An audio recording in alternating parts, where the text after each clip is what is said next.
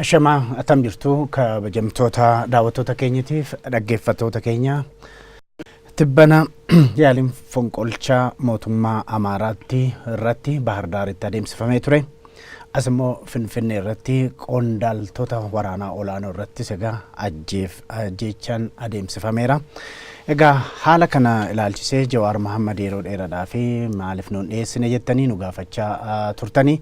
Har'agaa waan keessa darbinu rakkina intarneetii keessa darbine Jawaar Mohammad qabannee dhiyaanirra. Jawaar Mohammad baga nagaan dhufte. Mee amma naannoo Amaaraatti yaaliin fonqolcha mootummaa godhamee ture. Asimmoo Finfinneetti egaa kan akka Jeneraal Sa'aaraa Mokonniiniif kan biroo ajjeefamanii turani. Isatti deebina daawwattoonni keenya fi dhaggeeffattoonni hedduu Jawaar Mohammad yeroo dheeraadhaaf maaliif callisee eessatti badee nageenyum isaatu nutti himaa jedhanii baay'ee nu rakkisaa turani. Jawaar Mohammad yeroo dheeraadhaaf maaliif callisee maaliif calliftee? Nageen qaba akkoon hin jiru. Bara tokko Adam Haruun sirba baasuu dhiisee turedhan 90moota keessa. Sirba baay'ee baasanii 80moota keessa baay'ee baasa Adam. Adam maaliif sirba baasuu dhiiftee jennaan zabana raachi haroo haramaayatu callisee lafaan banaa'ee jedhedhaan. Inni ajoo waatu qoosaa hiriyoonni isaa jedhanii ittiin barsiisa afaarraa hin dhagina fakkaata. Inni hedduun haasa'e beekta waggoota 10 oliif. Tarii mee callisee dhaggeeffachuu turre bu'aa qabu baatinnaa ka jirurraayi. Bara lammaffaa immoo hojiin biraa hojjechaa jiru waan jiru hojii sana irrattis gara tokko dhiibbaa qabaachuu danda'a. Haasa'uun isaa wajjiin callisee irra caalaa garuu mee xiqqoo dhaabee dhaggeeffachuu wayyaa jirurraayi. Yeroo callisee nu yaachisaa kan jedhanis jiru. Warri kaanis immoo callisuun isaatu gama biraatiin warra diinas nama rifachiisaa jedhu. Callisuutti gara fuulduraattis hin callisamoo hin dubbata jedhanii yaaddoo warri qaban illee jiru. Akka duratti baay'ee waan hin dubbannu natti fakkaatu. Tarii yoo namni ka dhaga'u jiraatu taate gurratti olii hasaasuudhaaf garuu qophiidha. Yeroo baay'ee akka duratti haasa'uun tarii dubbirraan dubbii dabaluudhaaf yoo taate malee bu'aa baay'ee waan qabatti fakkaataan jiru. Akkasuma karaa Feesbuukittiinis odeeffannoo baay'ee sarraa eegnaa eessa jira kan jedhan jiru. Dubbachuus baay'ee dhiifnan barreessus akkasuma dhiiftamoo attan. Nan laala akka barbaachisummaa isaatti. Haa ta'u gaa mee gara dubbii keenya ijuutti deebina. Akkuma duraan jedhe tibbana yaaliin fonqolcha mootummaa naannoo Amaaraatti Bahar Daaritti adeemsifame. Qondaala olaanaa kan waraanaa kan akka Sa'aaraa Mokonniin Jeneraal Sa'aaraa Mokonniin asimmoo Finfinneetti ajjeefame. Mee dhimma kana akkamitti ilaalaa turte akkamitti hordofaa turte? Gaagamni kun lubbuu namoota ce'umsa kanaa barbaachisoo ta'an galaafachuu qofa osoo hin ta'in biyyas gaagama guddaa keessa kan buusuu danda'u ture. Waan hedduu nama rifachiisu garuu warra akka kiyyatti siyaasaa tan halkanii guyyaa fuunfataa jiruuf waan hin eegin natti hin fakkaatu. Haala siyaasaa biyya tanaatti keessattuu haala siyaasaa naannoo Amaaraa keessatti ji'oota darbe keessatti godhamaa ture irraa kaanee hoggaa laallu wanni kun akka dhufuu danda'u bifa kanaan namoota kanarratti ta'uu dhabuu danda'a malee garasitti akka deemuu danda'u ifa ture. Warra du'ee rabbitti araaramu warra irraa hafe garuu warra irraa baratu haa ta'u. Maaliif gaagama guddaadha. Gaagamaan gadduun qofti gahaa miti irraa barachuu akkamitti as geenye. Mee Jawaar akkamitti as geenye fi maal irraa barannaa gara boodaatti gaafii koo keessatti hin kaasa. Mee amma naannoo Amaaraatti pirezidaantitu ajjeefame. Asitti immoo Sa'aaraa Mokonniin Taamajoor Shuum isa jedhanii ija waraanatii jechaadha. Keessattuu mee naannoo Amaaraatti illee durumaanuu akeekkachiifni pirezidaanticha irratti adeemsifamaa ture. Kan Jeneraal Sa'aaraa Mokonniin kun maaliif sitti fakkaata? Wal qabata.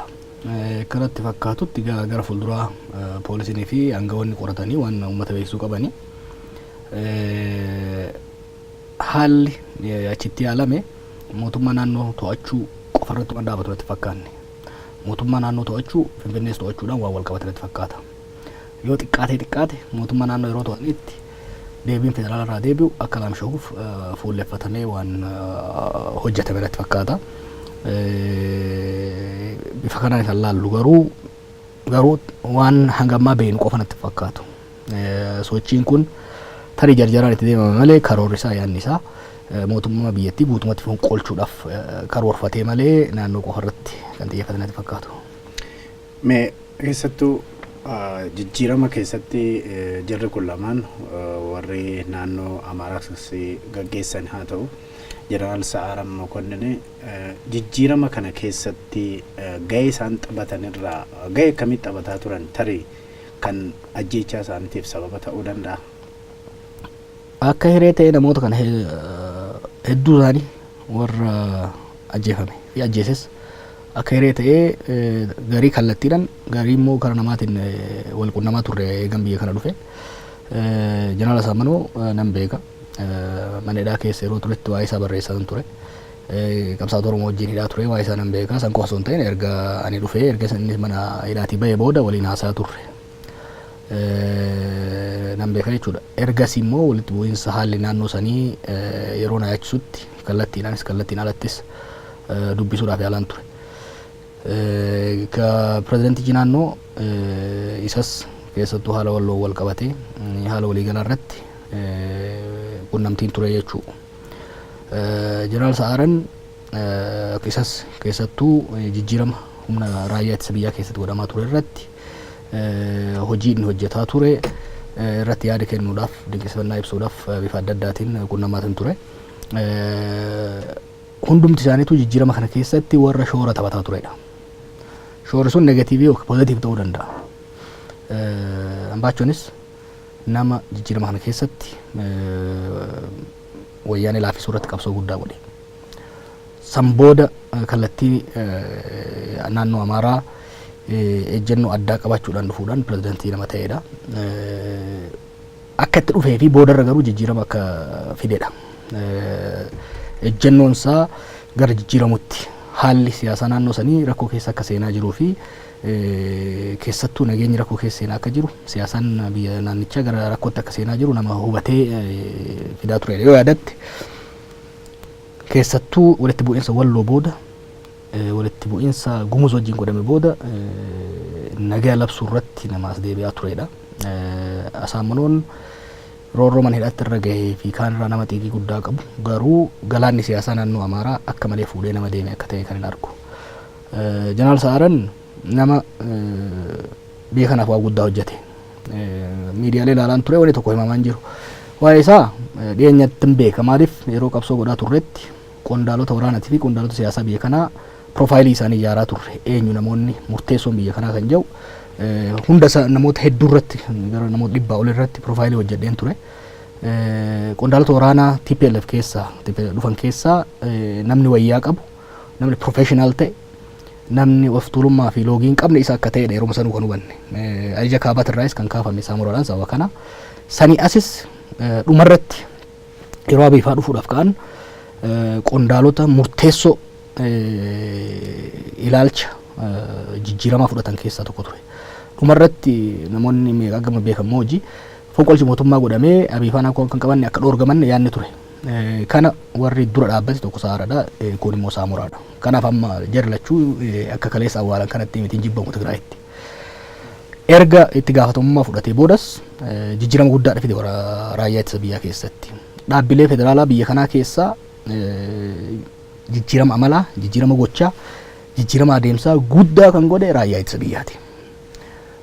Raayyaa uummata fixuu fi uummata cunqursuu raayyaa paartii tokkootirraa waggaa tokko keessatti gara raayyaa biyyoolessaatti saffisaa jijjiiramaati kan jiru. Yeroo fakkeenyaa fi waraana bilisummaa Oromoo galchuudhaaf deemnetti koreen teeknikaa bakka adda addaatti deeman hundi isaanii gabaasa wal fakkaataadhaan kan dhufan qaama mootummaa kamiyyuu ol raayyaan ittisa biyyaa akka nu cina dhaabbateedha.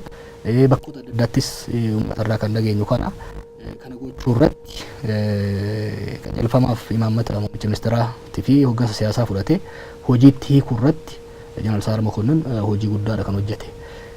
Cehumsa kana fiduu irrattis balaa silaa fonqolchi mootummaa bara dheengaddaa osoo godhame uumuu danda'u hambisuu irrattis sanii asitti jeequmsa loltoonni masaraa mootummaa yeroo dhaqan godhan san tooftaan fashalsuu irratti raayyaa ittisa biyyaa kana professional bifa ta'ee fi bifa sirna federaalaa kana eeguu danda'uun ummatummaa isaa bifa haaraan horachuu danda'uun hojjechuu irratti nama guddaa hojjete jechuudha.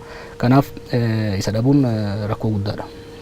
Mee amma gaa akkuma karaa adda addaatiin dhaga'amaa jiru kaayyoon isaa mootummaadhuma federaalatu mataa isaa fonqolchuudha kan jedhanis jiru. Lammata immoo wanti mootummaa naannoo irratti fonqolcha deemsisuu waan hin baramne tokko achi ka'anii mootummaa giddu galeessaa fonqolchuun hin danda'amus kan jedhan jiru. Mee walumaa galatti yeroo cuunfinee ilaallu akka xiinxalaa siyaasaa tokkotti kaayyoon isaa waliigalaa sun maal inni jetta? Asaaminoon faan beek yeroo lammataati fonqolcha mootummaa yaaluun biyya kanatti. Kanaaf kan duraatirraa waan baratantu jira. Wantoonni ifan ta'in hedduun jiru. Maaltu jarjarse? Karoora guyyaa saniif immoo xiqqoo dheereffameeti. Walganuu ture kan jedhu ilaalamuun barbaachisaadha. Sadarkaa federaalaatti dhuguma jeneraal Sa'aaraa qofa irratti fuulleeffatame moo namoonni biraas jiran kan jedhu qorannaan kan agarsiisudha. Garuu dongorri tokko hojjetamuu hin qabu. Asaaminoo qofa irratti quba qabanii deemuun dongora guddaa ta'a. Yaaliin amma godhame, jeequmsi amma godhame, gaagamni amma dhufe siyaasaa keessatti bilchaateeti kas bahe. Siyaasaan naannichaa waan keessa jiruu fi siyaasa biyyattii waan keessa jirutu kana fide. Naannoo sanitti haalli siyaasaa baay'ee hammaataa ta'e, siyaasaan loltummaa warmoon gariin kan jennuun baay'ee hammaataatu kan dhufe. Ammaaksi akkuma jedhutti gaafa ani killee hatu osoo hateen hatti yana qunxuutte hoolaa hatee gabaa irratti isiin salphisu tureedha. Gaafa Biraanuu Naggaa Baahir Daaritti ijoolleen qawwee qabattee baatee ariite osoo tarkaanfiin fudhatamee ture. Gaafa gumuzoota 250 bakka tokkotti ajjeesanii loltoonni naannoo awwaalan tarkaanfiin osoo fudhatamee ture. Gaafa warra qimaant fixame tarkaanfiin osoo fudhatamee ture. Gaafa walloo irratti duulli godhamee dhiigni namaa jige tarkaanfiin osoo fudhatamee ture. Kanarra dhufu jechuudha. Walirra tuulameeti kan dhufe. Kanaaf wanni nama miidiyaa irraa argaa jiru kanaan ta'in jira. Simpitam mallattoolee qofa irratti fuulleffachuu namuma waan kana balleessee irratti quba qabu ejjennoon jeneraal Asaaminoodha. Ejjennoo nama tokkooti dhiiroo moo humnoonni siyaasaa naannoo sanis socho'an ejjennoo isaa kana guutuutti deeggaraa wajjin socho'aa turan. Kun ilaalu kan biraa sadarkaa federaalaattis yoo taate maaltu ilaalamaa ture yeroo naannoo sanitti gaagaamni kun hundi godhamaa jiru yeroo namuu walitti hasaasaa turetti tarkaanfii sirreeffamaa fudhachuudhaaf akka Ihaadegitti maaltu hojjetame akka paartii biyya bulchuutitti akka kaabinee naannoo federaalaatti maaltu godhame akka damee nageenya biyyattiitti maaltu godhamaa ture kan jedhu gama guddaa kan gaafatudha. Nama tokko irratti quba qabnee yoo kadhiifnu taate borullee rakkoon akka uumamuu danda'a jechuudha. Gaariidha. Mee amma dhiyeenyatti jeneraal Asaaminoon haasaa godhe tokkotu jira. Wanta amma nu mudatee jiru kan 500 dura nu mudateedha kan jedhus tokkos jira. Akkuma amma kakkaafte mallattooleen iddoo adda addaatti mul'ataa turan jira. Uummantichi immoo nagaa nuu kabachiisaa jedhee gaaffii gaafataa ture. Kun hin taane yeroo baay'ee rakkoon tokko ibiddi tokko yeroo ka'ee bishaan itti naqu irratti kan fiigamaati jiru. Rakkoo akkanaa keessaa bahuudhaaf maaltu gochuutu irra jira? Mootummaaleen sadarkaa irra jiran maal gochuutu isaan irra jira? Lammata immoo waan akkanatti uumame kanarra waa'ee baramee maalirraa barama? Kun turning point isa jedhan sana ta'uu danda'a. Turning point yoo itti yaadame yoo seriously ka fudhatamu taate gaaffii kana gaaffii security qofatti gad deebisanii namoota waan kana keessatti hirmaate qofa hidhuudha fi barbaachisaadha. Namoota yakka kana keessatti hojjetan tarkaanfii seeraa irratti fudhachuun waan ta'e san qorannaa sirnaatiin uummata ifa baasuun barbaachisaadha. Garuu rakkoon security rakkoo siyaasaa irraa madda. Politics is always the cause of security problem. Rakkoon siyaasaa waggaa tokko keessa dabarre ilaalamuu qaba. Sabboonummaa Amaaraa danfaa jiru kana kan karaa dabree akka malee belbelaa jiru kana maaltu uume? Keessoo isaaniitti maaltu deemaa jira? Of gaafachuu qabu. Hayyoonni Amaaraa, hogganoonni siyaasaa Amaaraa of keessoo ofii ilaaluu danda'uu qaban. Akkamiin as geenye kan jedhu. Gama keenyanis, gama federaalaatinis, gama biraatinis maali waan kana kan belbelche? Sirriitti ilaalamuu qaba. Ejjennoon federaalizimii irratti hoggansi jiddu galeessaa qabu waan kana belbelchuu irratti karaa saaqee laata. Maaliif ilaalchi sirna federaalizimii kana diignee olaantummaa uumuu dandeenya jedhu ifaan ifatti mul'ataa akka dhufe. Kabiraa Amaarri miidhaan irra gahaa jiraatu yoo jiraate maaltu irraa hir'ate? Wanni kalees qabaachaa ture kan irra dhabe maali? Aangoo dinagdee isaan malu isaan gitu dhabee jira. Openly haasa'uu barbaachisa. Maaliif qe'ee tokkotti deebi'anitti siyaasaa hamii fi komiitii irratti gad deebi'ee jira haalli deemu. Kun sirrii natti fakkaatu. Kanaaf hayyoonni Amaaraatis ofii jidduu isaaniititti haalli siyaasaa waggaa tokkotti geggeessaa turre kun ummata Amaaraatiif ummata Itoophiyaatiif bu'aadha moo gaaga'ama fida kan jedhu of gaafachuu danda'u. Hoggansi Oromoo jirus akkaataan itti nuti siyaasaa gama sanii maddaa jiru kana itti ilaalaa jirru, itti engage godhaa jirru sirriidha.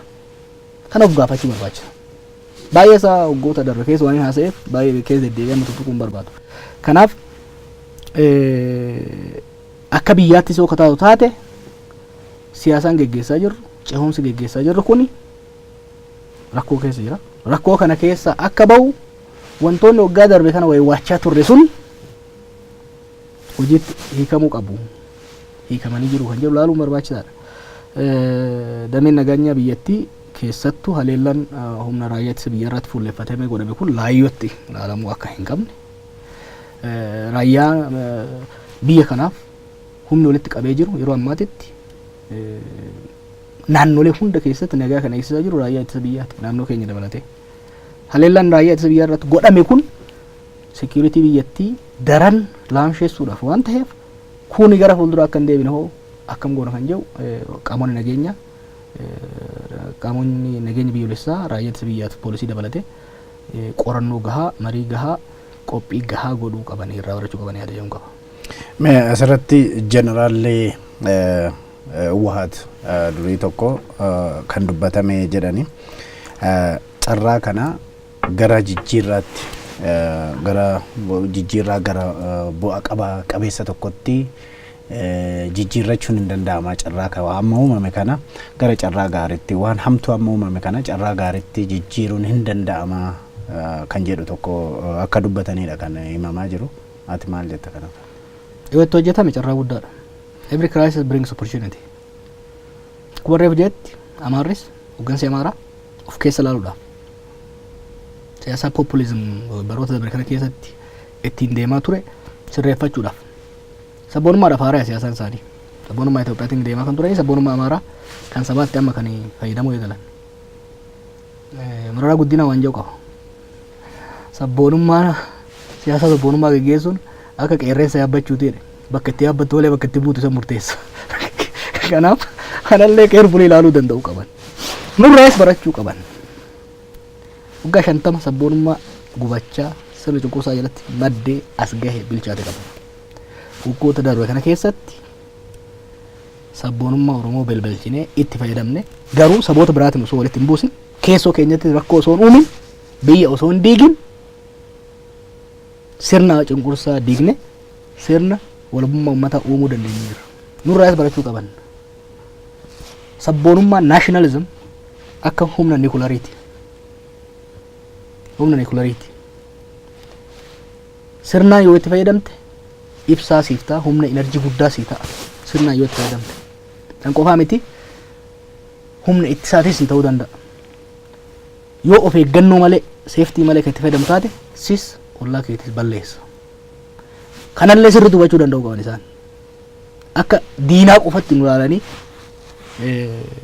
olola farrummaatiin qofa ilaalanii deemuu osoo hin taane hiree jirutti walirraa barachuu barbaachisa. Gama mootummaa federaalaatiinis waan tokko hubachuu qaba namni. Biyyi tun sirna federaalaatiin malee gara fuulduraa deemuu hin dandeettu. Amma booda olaantummaan garee tokko biyya kanatti uumamuu danda'u. Olaantummaan garee tokko biyya kanatti uumamuu hin danda'u. Kana jala muranii himuun barbaachisaadha. Signaling is very important politika keessatti. Itoophiyaan kaleessaa deebitee dhuftu. In deemtu. Sirnoonni kaleessaa, sirnoonni cunqursaa kaleessaa, sirnoonni olaantummaa garee tokko abadan gara fuulduraa deebi'anii dhufuu hin danda'an. Akka hin dandeenyetti gadi fageessinee awwaallee jirra. Tokko kun ifatti walii himamuu barbaachisa. Abdiin biraa akka hin uumamne. Lammaffaa ce'umsa keessa waan jirruuf waan yeroo hunda dubbadhu jira. Ilmi namaa uummanni bilisummaa barbaada. Ni qabsaa'as. Bilisummaa garuu nageenya wajjin barbaada. Bilisummaa argatee nageenya yoo kadhabu taate, bilisummaa argatee lubbuun isaa, lubbuun maatii isaa, lubbuun qabeenya isaa, nageenya qabeenya isaa gaagama yoo qabu taate yeroo hundumaa bilisummaa isaa san lafa kaa'ee nageenya isaa barbaada. Liberty and security goes together. But ilmi namaa security fi liberty keessaa tokko filadhu jettee security filata. Biituun gara filannoo sanitti deemaa jirti. Kanaaf humna nageenyaa cimsuun keessattuu humna odeeffannoo cimsuun barbaachisaadha. Hiree kanatti akkuma reefu jetti maddi rakkoo kana hundaa siyaasadha. Siyaasa naannoo Amaaraa, siyaasa naannoo Itoophiyaa sirriitti gadi bu'anii fakkeessuudhaan wal sossobuudhaan osoo hin taane sirriitti gadi bu'anii dhugaadhaan wal amantaa uumuudhaaf karooraaf karaa waloo uumuudhaaf irratti hojjetuu barbaachisa. Kana EPRF akka PRDFitti jidduu isaatti kan walgahii isaa muraasaa taa'ee ejjennoo kijibaa gadhiisee baasu kana osoo hin ta'in seriously taa'ee waliin haasa'uu barbaachisa. Hoogganoonni fi hayyoonni saboota hundaa immoo waliin ta'anii waliin mari'atanii biyya tana waliin itti fufsiisuu barbaannu moo hin barbaannu? Yoo ka barbaannu taate haqa walii osoo hin dhiibin wal shakkiidhaan lolaaf walirratti osoo hin qophaa'in akkamitti deemna kan jedhu mari'achuudha barbaachisa jechuudha. Kana mari'achuudhaaf amma hireensaa guddaadha. Humnoonni nageenyaa kaleessas rakkoo kan uume maxxantuu siyaasaa deemanii deemudha. Humnoonni nageenyaa professional ta'anii nageenya biyyaa birmadummaa biyyaa eegsisuu irratti of danda'anii cimanii ijaaramuu danda'uu qaban. Qondaalota waraanaatiif ergaa guddaatu godhame. Yeroo isaan ibidda dhaamsuudhaaf namni akka buqqaane hafaa jiranitti hoogganaa eenyummaa nama sanii qofa miti. Hoogganaa raayyaa ittisa biyyaa irratti wanni fuulleffatame sun ergaa dabarsuu qaba. Biyya kanaaf raayyaan ittisa biyyaa hagamta akka barbaachisaa akka ta'e mataa raayyaa ittisa biyyaa sana yoo ka buqqaasan taate kan rukutan taate raayyaa ittisa biyyaa kana laamsheessuu dandeenya yeroo irraa kan kaa'ame jechuudha. Kanaaf weak link kan jennuun rakkoon akkanaa yoo uumamuu danda'e projectioniidhaan akkamitti irraa kan jedhu raayyaan ittisa biyyaas nageenyis sirriitti irratti hojjetu qabnatti fakkaata. Gama biraatiin muummicha ministeeraa sabboonummaa Amaaraa yeroo ammaa kunaa guddataa dhufee jeneraal Asaaminaw ajjeesuudhaan sana dhaamsuudhaa fi waan irratti aggaamamee jedhanii warri watwaatan illee jiru. Kana tokko gaafiin kanarratti maal jettaadha? Lammata immoo mee yeroo Baahirdaar fi yeroo tokkotti Finfinneetti wanti hamtuun lama yeroo tokkotti raawwatamtu haalli tikni biyya kanaa irratti yeroo akkamitti ilaalta? Odeeffannoo maalii qabaachaa akka turan isaantu beeka. Garuu haala naannoo sanii, haala nageenya naannoo sanii qajeellotti hordofaa jiran jedhee sanabtadha. Maaliif haalli jeneraal Asaaminaw fi humnoonni achi jiran ittiin socho'aa turan. Lolaaf of qopheessaa itti turan. Damee tikaa biyya tokkooti dhiisi lammiileefuu ifa ture. Dhoksaadhaan godhama waan hin turaniif. Mooraa leenjii hedduu keessatti humna guddaa leenjisaa ture. San qofa osoo hin ta'in ideological indoctrination humnoota kana ittiin leenjisaa turan baay'ee yaaddeessaaf sodaachisaa ture. Ifatti televizyiinaan dabarsaa turan. San qofa miti. Meeshaan waraanaa baay'een biyya kana seenaa ture. Miidiyaadhaan kilaashiin ammanaa shugguxiin ammaa qabamaa ture. Harki 90 naannoo Amaaraatiin seenaa kan ture. 90% karaa naannoo Amaaraatiin kan seenaa ture. daldala kana keessatti daldaloonnii fi qondaalonni keessatti hirmaata turan jedhameet hamatama. Kana immoo dameen tikaa beeku yoo jenne hin jirru jechuudha. Waan kana to'achuudhaaf dameen tikaa maal hojjete? Rakkoon kun ifa baasee dasduraa akka ture. Takka naannoo Amaaraa keessatti, takka naannoo Amaaraatiin mootummaa federaalaa keessatti walitti bu'iinsi akka uumamuudhaaf malu nama tikaa ta'uu hin qabdu achi dhaabattee laaltee arguu dandeessa turte. Kana dhaabuudhaaf tarkaanfii siyaasaa akkamitti yaalame? Of deebi'ee of qorachuu qaba jechuudha hoggansi. Tarkaanfii nageenya security measure akkamitti fudhatame? Maaliif saboonni naannoon Amaaraa baay'ee namni waan hin hubanne qaba. Naannoon Amaaraa naannoo uummata Amaaraa qofa miti. Naannoo uummatoota afuriiti. Hizboota jedhanii wanni isaan himaniif sababa qaba.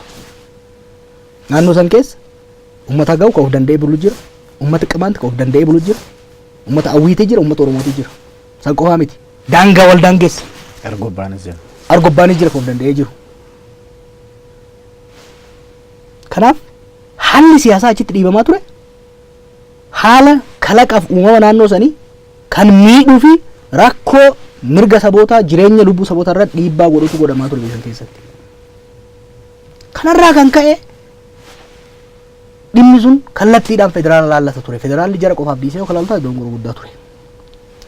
Kanaaf dameen tikaa federaalaa waan kana sirriitti hubatee hubannoon qaban jechuu hin danda'u. Odeeffannoo inuma qabu jedhanii nabdadha. Garuu rakkoo kana hambisuudhaaf hojii maalii hojjetan? Sanii asoo irraa baratanii tokkoffaa waan kana karaa qabsiisuudhaaf tarkaanfii akkamitti fudhatame? Gara fuulduraa rakkoon akkana naannoo san qofa osoo hin ta'in naannoo biraatitti illee akka uumamne maaltu hojjetame? Isaan irratti illee baay'ee quba keekuu nama rakkisa. Maaliif jigii kun jijjiirama keessa jirti? Sirni basaasaa biyya kana kan lammiilee shoror keessa uummata miidhaa ture, mirga namummaa sarbaa ture waan ta'eef san diiganii humna tikaa biyyoolessaa kan dhiibbaa alaa, miidhaa alaa external threat to'achuu danda'u, kan internal threat laalee sirna federaalaa kan irratti aggaammii godhamu dhaabuu danda'u, jaaruu irratti jijjiirama amalaa, jijjiirama namaa, jijjiirama jaarumsaa caasaa godhuun waggaa tokko keessa gabaabaan turre. Kanaaf dameen tikaa biyyattii laaffatuun inevitable ture. Garuu wanni naannoo Amaaraa ta'aa ture sun waan hagas mara sophistication guddaa gaafatu hin turre, ifatti mul'ata ture. Kanaaf maaltu hojjetame? San caala waan damee tikaatiif waan damee nageenya caalatti humni siyaasaa maali kan hojjetaa ture? Waan naannoo sanitti godhamaa ture san to'achuudhaaf maaltu godhamaa ture? Humni siyaasaa naannoo Amaaraa, humni siyaasaa federaalaa maal hojjetaa ture kan jedhu miidiyaa irratti sun ta'in balbala cufaadhaan waan mari'atamuu qabudha. Waan ifaan ifatti miti. Waan beeknu qabna, waan hubannu qabna, itti himnee nu kan dhaggeeffatan taate itti himaas turre, wayi waachaas turre, miidiyaa irraa callifne malee wayi waachaas turre. Kanaaf sanuu deebi'anii ilaaluun barbaachisaa natti fakkaata. Mee otoo fonqolchi kun kan milkaa'u ta'e akka biyyattii dhuma irrattu akka sirnaatti immoo sirna biyyattiin kun hordoftu irratti dhiibbaan fidu maal ture? Milkaa'u. Gowwummaa jira bara. Jijjiiramni kun qilleensa bubbeen fiddeen dhufne. Lafeedhaan jaarre bara dhiigaan fidne. Qoosaan akkasii hin jiru. Qoosaan mootummaan amma jiru mootummaa qabsoo ummataatiin dhufe kaameedha.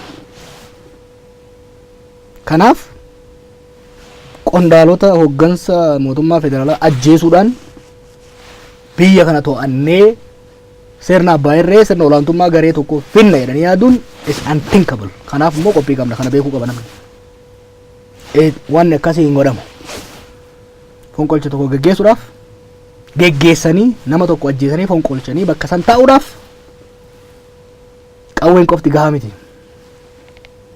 Tarsiimoo siyaasaa barbaachisa. Tarsiimoo hawaasummaa barbaachisa. Kana amma fedhames yoo qophaa'ame warra milkaa'u hin turre. Haa taatu garuu akka yaadametti naannoo Amaaraa osoo to'atanii jiraatanii mootummaa federaalaatiin walitti bu'uudhaan gaagaamni uumamuu danda'a. Akka yaadanitti saara qofa osoo hin ta'in qondaalota biraa karoorfatan osoo fixanii jiraatanii gaaga'umsa uumuu danda'a magaalaa kana keessatti. Garuu mootummaa fonqolchanii mootummaa biraa jaarran hin yaadamu hin danda'amu. Kana ashuraansii kennuuf hin danda'a abbaa fedheefillee hin danda'amu. Jeequmsi uumamuu danda'a. Gara wal waraansaatti seenamuu danda'a malee mootummaa amma jiru kana nama hunduu beekuu qaba. Humnoota garasii qofsoo ta'e humnoonni gara biraallee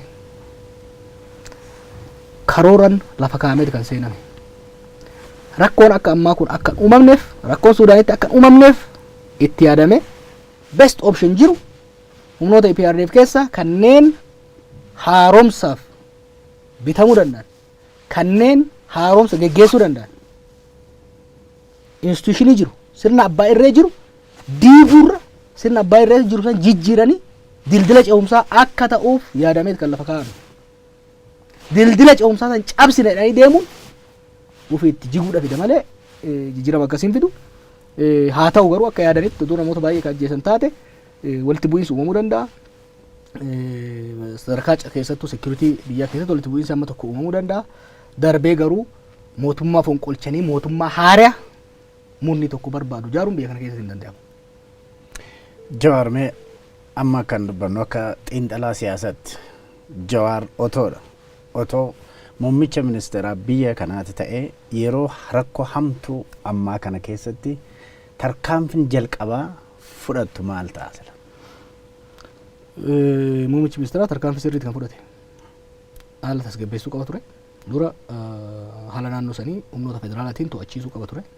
Sammoota tarkaanfii siyaasaa fi tarkaanfii miidiyaa fudhachuu qaba ture. Waan sirrii fudhate. Waan inni godherraa waan ammas guddaa addaa wanni godhamu hin jiru. Haala given the circumstances haala qabatamaa biyyi kun keessa jiru irratti muummichi ministeeraa guyyoota muraasa kana keessatti haalli security kana maaneej gochuudhaaf ittiin deeman waan sirriiti. Wanni addaa kanarraa godhamuu hin jiru. Ilaalchi siyaasaa wantoota san dura godhamuu qaban ka addatti godhamuu danda'an ni diranii gara fuuldurallee tarii addatti wanni godhamuu adda ta'uu danda'an tactical choices garaagarummaa jiraachuu danda'anii guyyaa sadeen dabre kana keessatti wanni godhame waanuma sirriiti. Gaariidha. Egaa yeroo hamaa kana keessatti keessattuu dhaabbilee gara Oromootti adeeminu dhaabbilee siyaasa Oromoo warra naannoo Oromiyaa bulchanis haa ta'u biyya kana bulchanii dhaabbilee siyaasa Oromoo dhaabbatanii maal gochuutu irra jiraata? Yeroo baay'ee dhaabbileen siyaasa Oromoo maal gochuutu irra jiraata jenna. Keessattuu immoo yeroo hamtuu kana keessatti maal gochuutu isaan irraa eegama? Waan silaa hojjechuun isaan irraa malu hojjetaatu jiru jettee yaadda? Inqisaasni waa baay'ee yaadatte bara 2016 dhumaatii irreechaa irraa kaafneeti ce'umsaaf haa qophoofnu. Ce'umsa kanaaf karoora waloo haa baafannu. Humna harcaasuu osoo hin taane humna walitti itichaa adeemu jennee waywaachaa turre. Biyya alaatti illee konvenshinii adda addaa qopheessaa turre. Ergaas dhufnes baay'ee waywaanne baay'ee harkifatame. Warri paartii biyya bulchuutis haa taatu warri mormitootaa kanarratti harkifannaa guddaadha kan agarsiisan. Haa taatu garuu ji'oota isaanii kana keessatti wanni hojjetamaa jiru jira. Itti baasaa yeroo gabaabaatti waan mul'atu. Haa ta'u garuu paartileen hunduu hoggansi isaanii yeroo yeroodhaan walitti dhufee mari'atamaatti jira. Sadarkaa bilchinaa sadarkaa wal hubannaa guddaatu kan uumamee jiru. Yeroon we are late but it's always better late than never.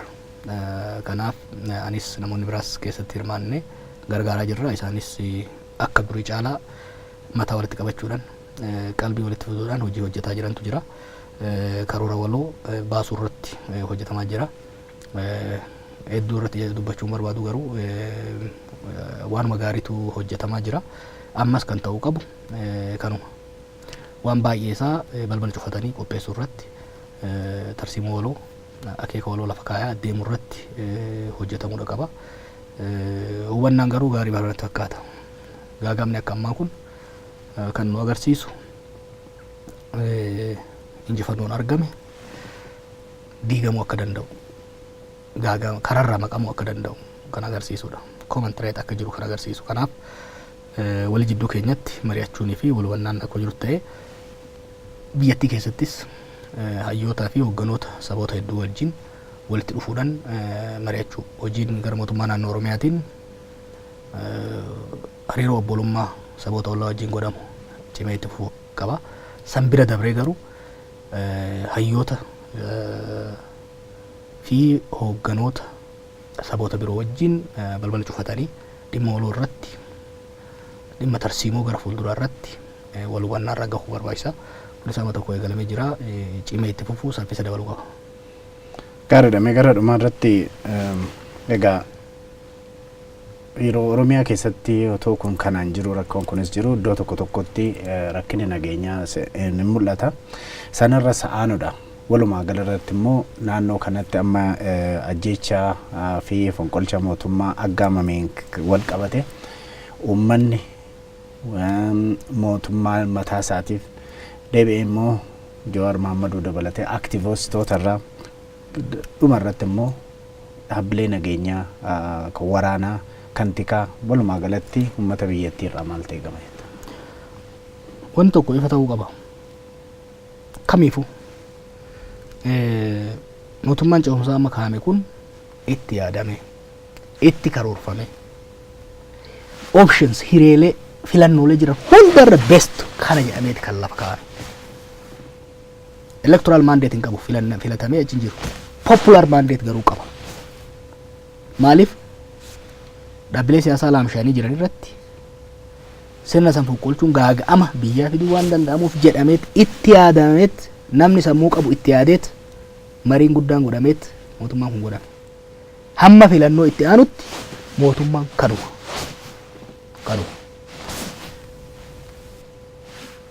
Qeequun danda'ama, gorsuun danda'ama, abaaruun danda'ama.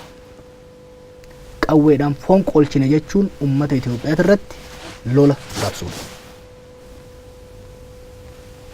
Fonqolchuun osoo danda'amu mootummaa Ihaadeeg, facaasuun osoo danda'amu Ihaadeegummaan akka itti fufu kan godhame fonqolchuun gaaga'ama hamaa fidaa jedhamee wayyaa darbe. Akkuma naannoo Amaaraatti amma dhufe fudhatee. Kanaaf abbaan adeemsi Abiyyi Ahmad hin ta'iniif Ihaadeeg keessatti waan ta'iniif warri Ihaadeeg waan godhe walaa godhu. Garuu akka mormitootatti adeemsi Ihaadeeg amma keessa jiru, Abiyyi keessa jiru yoo hin ta'iniif of gurmeessee of jaaree filannoo itti aanu irratti mo'atee mootummaa ta'uudha malee qawwee qabatnee garagalchine jedhanii deemuun biyya kanaaf yaaduu miti. Biyya kana dhabamsiisuudhaaf shira xaxuudha. Kanatti fudhatamuu qaba. An akka kiyyatti akka nama waan kana karoorsuu keessatti illee hirmaatetti akka nama umrii wayyaa kiyya waan kana irratti dabarsetti akka nama biyyoota hedduu itti gad bu'ee ce'umsa biyyoota hedduu hamma zaatti qoratee tokkotti mootummaa amma jiru kana irratti qawwee fuudhanii ka'uun biyya tana diiguudhaaf, Oromiyaa diiguudhaaf, Itoophiyaa diiguudhaaf, uummata kana wal ficcisiisuudhaaf ka'uudhaan alatti ilaalamuu hin qabu. Haa obboleessa kiyya maan taane, tiruu kiyya maan taane mootummaa kana qondaalota isaas haa taatu, caasaa nageenya isaas haa taatu, qawweedhaan rukutuudhaaf ka'uun akka tarsiimootti gowwummaadha, doofummaadha.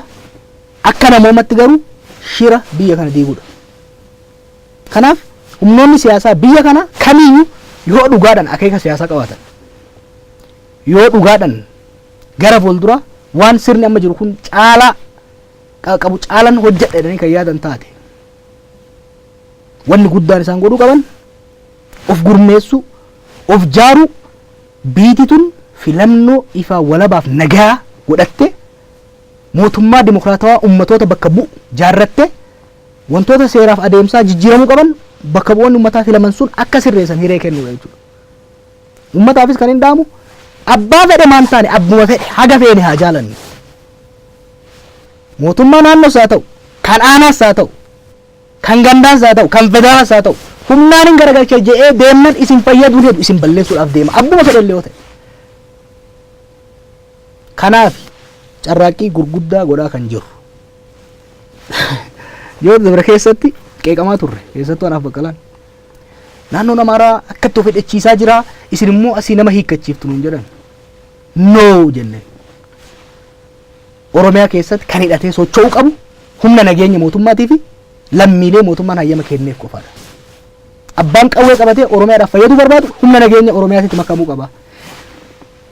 Qawween naannoo Amaaraatti baay'achuun ishii ummata saniif balaa malee bu'aa hin qabdu jennee mormaa turre. Isin sodaatudha qawweetti amantanii maali isin godhuu deeman jedhanii ololli godhamaa ture. Look at what happened. Disorganized violence is dangerous. State mootummaan means of violence irratti to'annaa qabaachuu baannan biyyiin diigama. Ummata Oromootiif wanna hin jedhu bilicliiciin hundi warqii miti. Qawween sammuudhaan hoogganamuu qabdi malee sammuu qawweedhaan hoogganamuu hin dandeessu. Kanaaf humna hidhate humna nageenyaa cimaa garuu kan siyaasaa sirriitiin hoogganamuu barbaachisa. Kan siyaasaa sirriif qixa qabuun hoogganamuu barbaachisa. Ammas akkuma jedhetti naannoo Amaaraa irratti waan ta'e Asaamana Soggoo qofatti gad hir'isanii miti.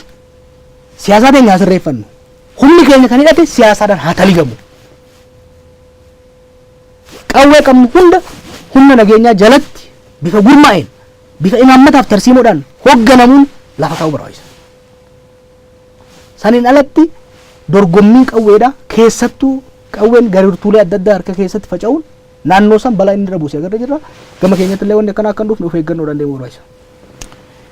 Joor Mahammad egaa yeroo keetiif hedduu galatoomii hangaaffilee qooffixeera. Na hafe wanti jettu yeroo dheeraadhaaf egaa uummanni si eegaa ture gaaffiin nutti baay'ataa ture bilbila kaasu nu rakkisee ture. Carraa kanatti fayyadamtee wanti hafe jira hoo jettee carraan sii kennaa gara kiyyaan fixeera gaaffii. Hooggana siyaasaa biyya kanaatiif walaa dhaggeeffannu yerootti wal dhaggeeffatan nuyi muuxannoo akadeemiyaa irraa finne qabna gariin muuxannoo riphee irraa qabu fide qaba gariin muuxannoo bulchiinsa mootummaa keessatti hirmaatee fide qaba kan walitti finne cuunfinee yoo deemne saba keenyas biyya kanas ceesisuu dandeenya. Saniin alatti garuu abbaan aangoo irra qabus aan aangoo koree jedhee akka itti kore san irraanfate yoo kan geeriseetuma deemu taate abbaan riphee lolaa tures ani rolee kabiraattu aangoo irra jira kanaafu miila jalaa dha'een aangoo irratti baay'ee yoo yaade hayyuunis amma bilisummaan dhuftee maaltu nan ga'e na dhageeffataan jiran jedhee muufatee yoo kacallisu taate rakkoo dhumama. Hireen baay'ee uffamee jira biyya kanatti hiree baay'eetu dhufe. Learning process waan baay'eetu kan hin irraa barachuudhaan nu gargaaru baay'ee dhufe. Aktivistoonni keenya keessattuu kan Oromoo waan tokko hubachuu qaban. Gaafiin Oromoon qabsaa'eef hin deebine. Gaafiin Oromoon qabsaa'eef kan deebi'u garuu gaafa mootummaan uummataan filame dhufedha. Sanii asatti asiif asitti waa kukkutanii fiduu danda'an sanii yaalan ta'u. Priority number 1 ajandaan keenya guddaan kan ta'uu qabu. Akeekni guddaan kan ta'uu qabu. Humni keenyas ilaalchi keenyas diinagdeen keenyas hundi kan ta'uu qabu ceehumsa kana mirkaneessuu irratti. Yeroo adda addaa kan jedhetti biyya tana malkaa gamaa tabbaa irree sanirra gara malkaa gamanaa ta dimokiraasiitti ceessuudhaaf hojiin eegalamee jira. Ootobisiin ceehumsaa dildila gubbaa jira. Wanni guddaan ootobisiin kun osoo nu fudhatee bishaanitti hin jigin gama ceesuu danda'udha. Kanaaf aktivistoonni keenyas hayyoonni keenyas waan barreessan irratti waan dubbatan irratti shofeerri ceehumsaa kun akka nu barbaannu ta'uu danda'a. Saffisa nu barbaanne deemuu dhabuu danda'a. Hohollachiisuu danda'a. Garuu kufaatiin ootobisii kana shofeerticha qofa osoo hin ta'in hunda galaafata. Kanaaf waan barreessan irratti waan dubbannu irratti hamma danda'ametti waan ceehumsa kana bakkaan gahu irratti hojjetamuu qaba. Biyya kana keessatti keessa mootummaatis ala mootummaatis warra sirriitti hubatu qunnamtii gaarii warra qabu keessaa tokko nan beeka. kan hoggaan jedhu waan hin beekurraa ka'eeti. Kanaaf keessattuu akka saba keenyatitti wanni yaalamaa jiru jira. Kaleessa Oromoon bilisoomuu hin danda'u. Qabsaa'ee bilisoomuu hin danda'u. Ofii wal fixaa saba biraa fixaa kanaafuu bilisoomuu hin danda'u. Tokkummaa hin uummatu. Hoggan of keessaa baasuu hin danda'u. Har'a immoo Oromoon aggaxaamii wayitiin akkuma hireetitti carraa wayii lootoriin takka yookiin nama biraatirraa utaaltee harka buute. Kanaafuu biyya kana bulchuu hin danda'u. Ofiis wal fixaa saba biraatiinis wal fixaa. Tuffii jedhamutu kan deemamaa jiru. Oromoo keessaa namni haga Abiyyi Ahmad humnoota kana gammachiisuudhaaf xaaree hin jiru. Saniin garuu ilaalamu Abiyyi akka Oromootitti ilaalama.